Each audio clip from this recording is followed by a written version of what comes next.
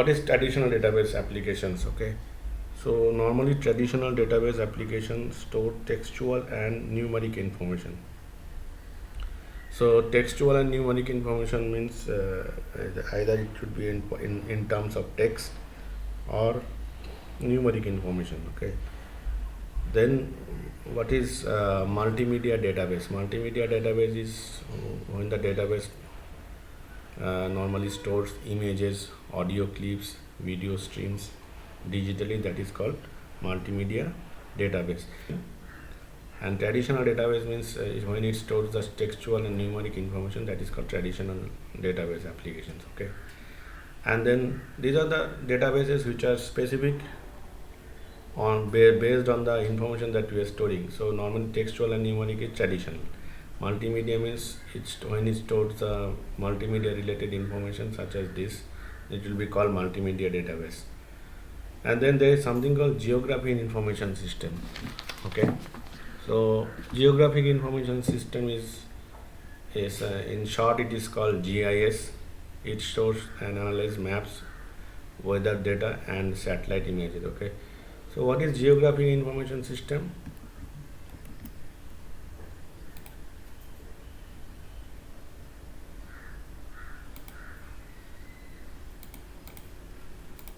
So GIS is a system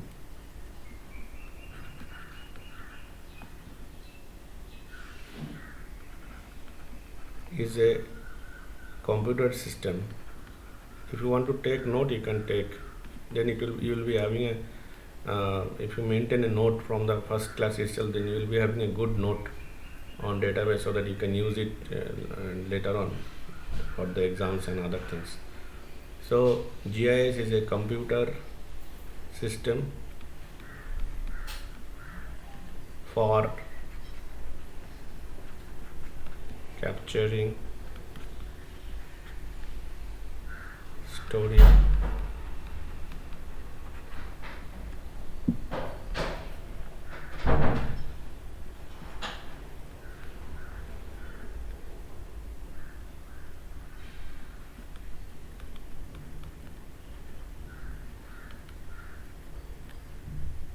displaying data related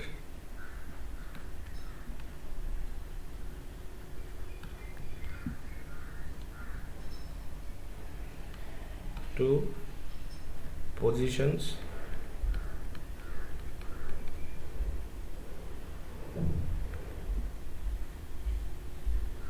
on Earth's surface. So it helps understand the spatial pattern and relationship. Okay, so it helps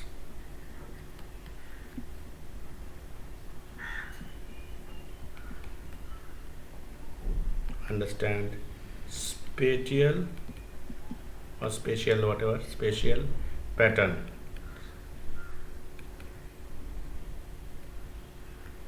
and relationships.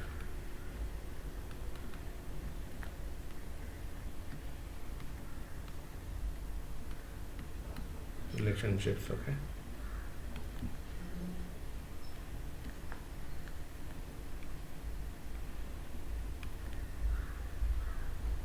now this spatial this term is very significant because whenever this GIS things come, that means geographic information systems related discussion. So this is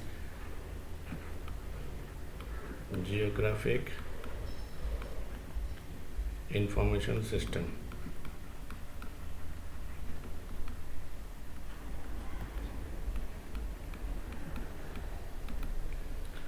Then the GIS term will come. Okay, spatial term will come. We will discuss in detail if it requires what is spatial term. This term comes many times whenever we are going to discuss about geographic information systems such as satellite image and all. So this is the okay. So geographic information system, GIS, store and analyze maps, weather data and satellite image.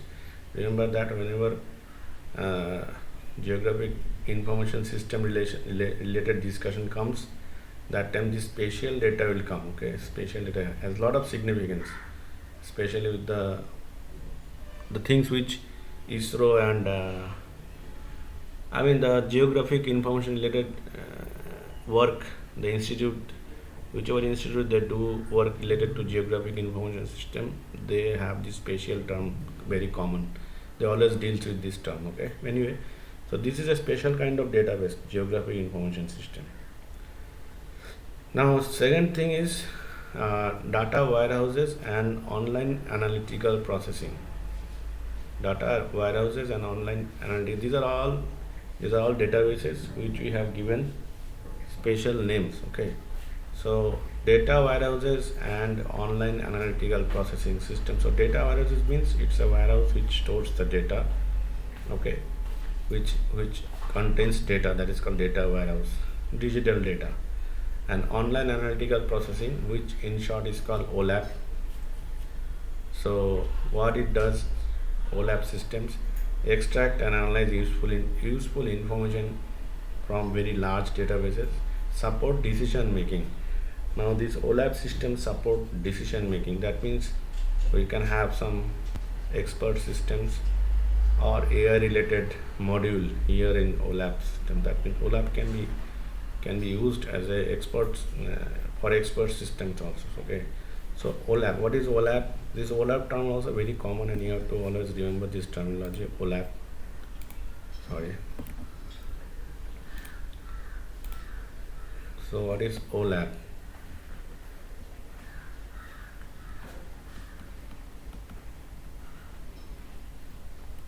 So OLAP is the technology behind many business intelligence. Remember that OLAP is the technology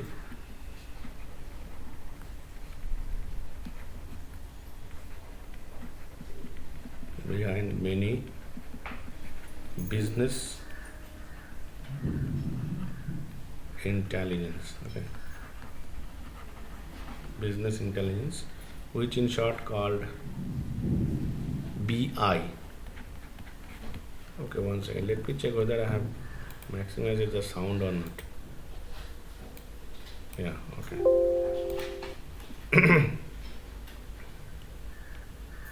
So this is what OLAP is. So is the technology behind many business intelligence. Now you will be hearing business intelligence, and then business intelligence is a specific artificial intelligence that is required for running the business modules. Okay, business enterprises. It's specific to the institutions, business institutions. Okay, that is called business intelligence, customer segmentation, or maybe other things, how to increase the profitability. For that, any expert system can be incorporated or not, such kind of thing. Decision making, when to take decisions, when to go for diversification of the business, or maybe in other area of the business. So those decisions based on the data available with the business organization can be decision can be made by using AI technique, that is called business intelligence application. Okay,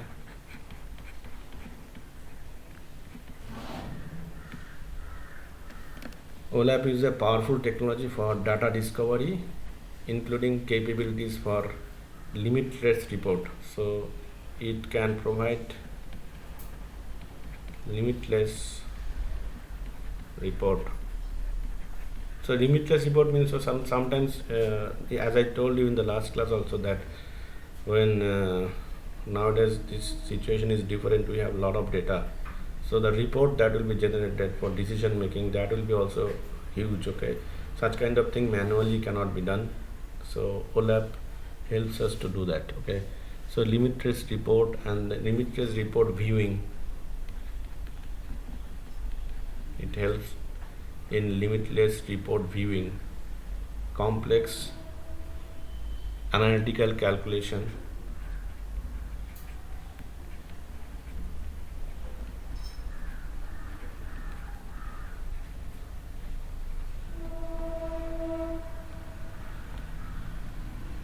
complex analytical calculations,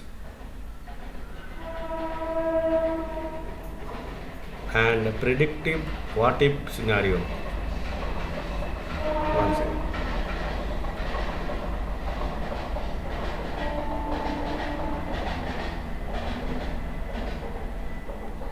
And predictive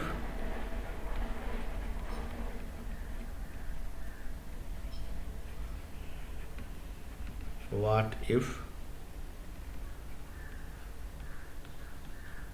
scenario. Okay, what are the cases? Predictive what if scenario, that means if some forecast related work, okay, some forecast related work could be also done by OLAP. So normally it supports, I think, ML applications, no, then ML based application, AI based application, business intelligence, such kind of activity it helps. So what if scenarios such as whether budget will be good or bad, okay, budget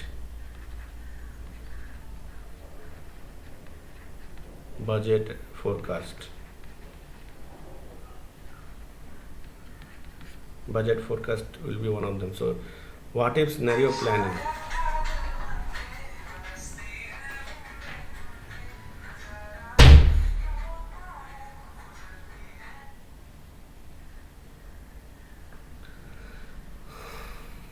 Okay, this is there.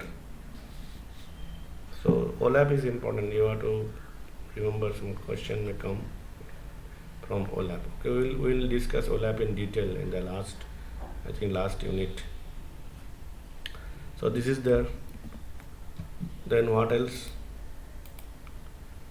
And then we have, so normally this OLAP system helps us in making supporting decision making. Decision making is very critical in database management. I mean, if the organization has to take some decision making, let's say one real time scenario may be right now all auto industries they are migrating to battery car. Okay, now when to migrate to battery car, like Tata Industries is migrating very rapidly, whether Maruti also will be doing so.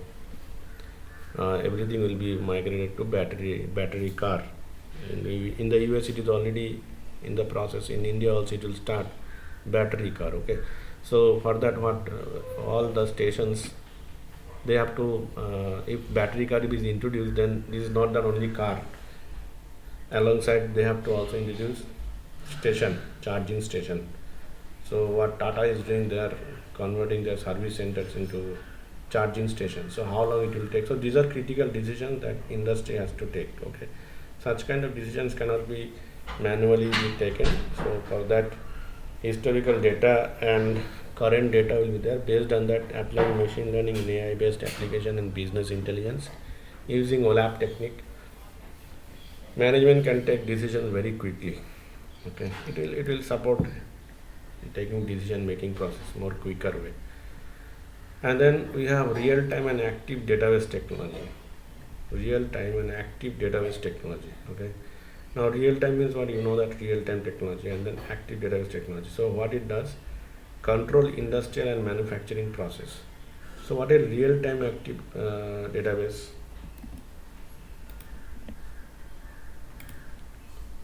So I'm just rubbing it. So real time database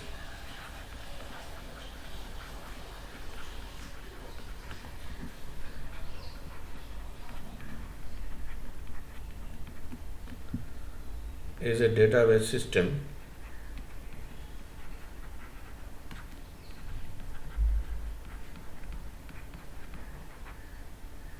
which uses real time processing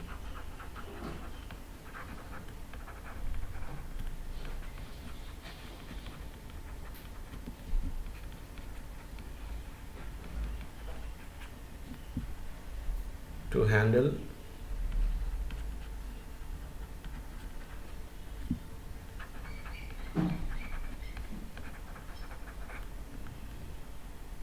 workloads whose state is constantly changing. That is what real time is.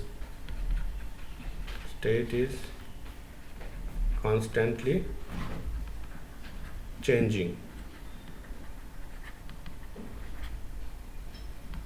Example, what will be the real time database example? Example may be a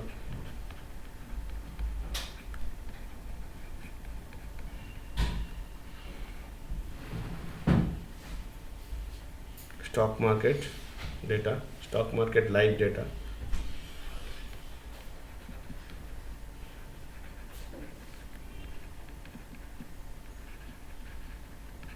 stock market live data as it changes very rapidly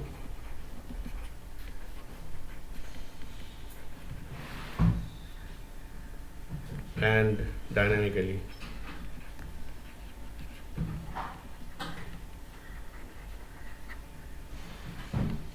Okay, to be very specific, if you see Indian scenario, then Nifty and Bank Nifty databases, Nifty and Bank Nifty. These two databases, Nifty is the combination of all stocks, and Bank Nifty is the combination of all banks. So these are index databases. Okay, index. So people used to play on these indexes. So this is very volatile. You can see very volatile, especially with the Bank Nifty. Daily will begin a lot of moves. So it's a real-time data. Okay, it's a real-time data where you can play with. If you want to trade in Bank Nifty and Nifty, you can do that. Okay, so this is what real-time database is. This is one type. Another type of database. Now these are the databases that has special names, and these databases are very popular. Okay, so few examples we have discussed, such as traditional database application, multimedia databases, geographic information system, data warehouses, and online analytical processing, which is called OLAP systems, which uses in business intelligence and decision support making. And then real-time and active database technology, the example that we have seen, stock market live data, or maybe New York Stock Exchange data is also real-time data. Okay, now let us come to the point, a definition of database. Okay, so what is database? Database, already we have discussed. Database is nothing but collection of related data. Okay, database is nothing but collection of related data. Collection of related data is known facts that can be recorded and that have implicit meaning. Now this term is important, implicit meaning. Okay, known facts that can be recorded and that have implicit meaning. Now, what is the meaning of implicit? Implicit meaning is that, for example, consider the names, telephone numbers, and address of the people you know. You have to store this data in an indexed address book or maybe in hard drive using a personal computer and software such as Microsoft Access or Microsoft Excel. This collection of related data with an implicit meaning is called database. Okay, so that means you are storing information of name, telephone numbers, and address of the people. So you are storing some implicit information, and you are storing in your hard drive or maybe in Excel. So that is called implicit. Okay, very specific meaning. So that is called implicit. So if that is the case, then we will be calling it as a database. If you store multiple different variety of data which are different meaning, like different types of data, then it won't be called implicit. Okay, so that is called database. Now mini world or universe are discussed. Now this database thing, it has to reflect the real world mini world scenario. That means mini world and universe of discourse means what? Mini world and universe of discourse means that a database represents some aspects of real world, sometimes called mini world. Okay, so a database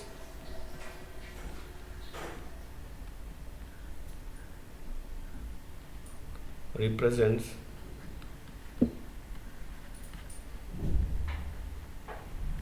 some aspects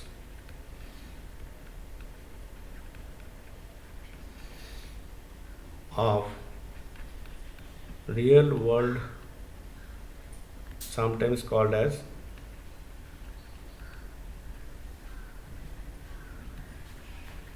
mini world, okay, or universe of discourse. So this universe of discourse things you might have come across in set theory, okay, or in fuzzy logic. Universe of discourse, U. Normally it is mentioned as capital U. That means which holds all the information. So the whole world is universe of discourse. Okay. Now from there you are picking some area of database, some databases, small database, something related with some data. So that will be called the mini world, or maybe your database. But the information that is been contained in the universe of discourse is the everything. Universally, whichever information you can have is called universe of discourse. Okay, this is the thing. So this is called always called you. Let's say you are making a set S1 from A1, A2, A3. You are making a specific set. So what will be the universe of discourse in that case? You are taking this A1, A2 and A3 from U. Then universe of discourse will be left with this only. Let's say this is S1. So universe of discourse will be U minus S1, which is nothing, because the universe of discourse is the huge thing, the whole thing, whole information system you can call. So if you subtract S1 doesn't matter to the universe of discourse. Okay, universe. That is the literal meaning of universe of discourse. It is very common in set theory. Okay, universal set. Or in fact, you can call it universal set. Universal set. Fine. This is mini world. Represent some aspect of real world. As I mentioned, it has to represent some aspect of real world. Logically coherent collection of data with inherent meaning. Coherent collection of data means we will be storing obviously same types of related data. You won't store unrelated data, like something with the related with some images and then you are storing data, student database. It's not logical. So it will be coherent collection of data with inherent meaning, built for a specific purpose. So there should be some purpose of why you are storing this data now. Okay. So this is the meaning of database.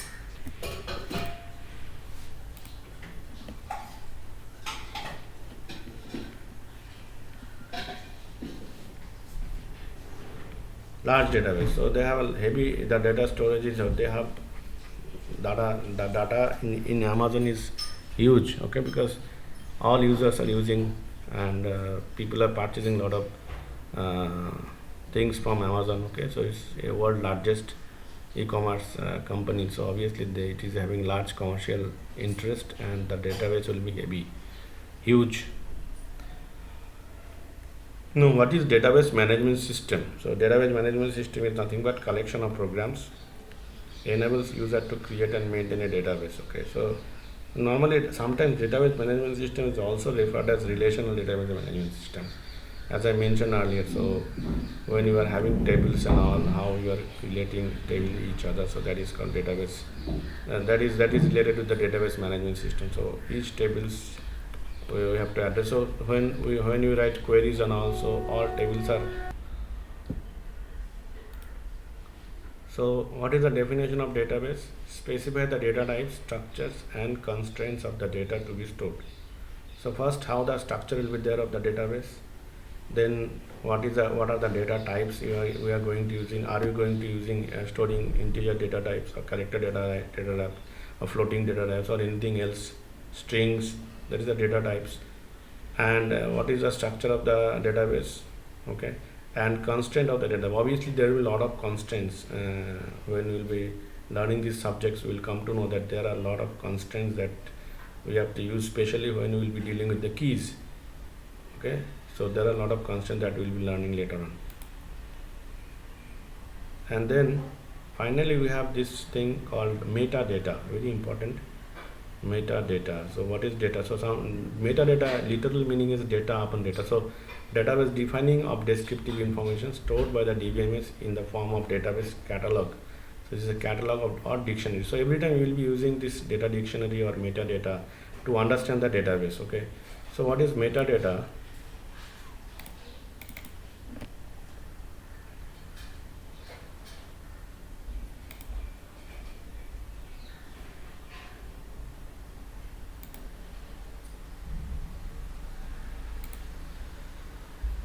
So metadata is data about data.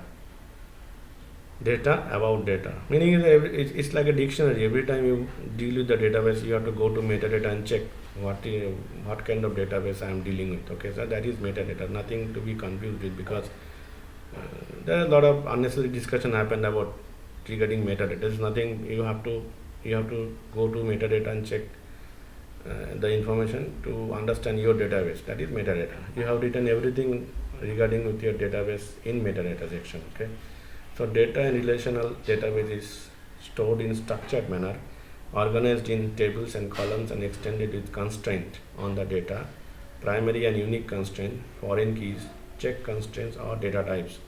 All those rules defined in a database are called database schema. In case of relational databases, metadata refers to the information on their schema and all other information regarding access, storage, built-in programs, or any other information about database elements or usages. Okay, so that is the metadata. Metadata refers to the information on their schema. The schema you have made, it is related, the information related to the schema is stored in metadata. So typical metadata in databases are schemas. So in schemas we have tables, columns, constraints, foreign keys, indexes, sequences, and programs. In metadata we have also programs. Programs means views, user-defined function, stored procedure, triggers, security-related information, users group, privileges, physical information, partitions, files, backups, and then finally storage. Size of the tables and indexes in kilobytes, number of rows in tables, and then also audit-related information can be stored in metadata, session, connection history, and then query history. So accessing metadata, most popular databases provided access to their metadata with a set of tables or views, often called system catalog or data dictionary.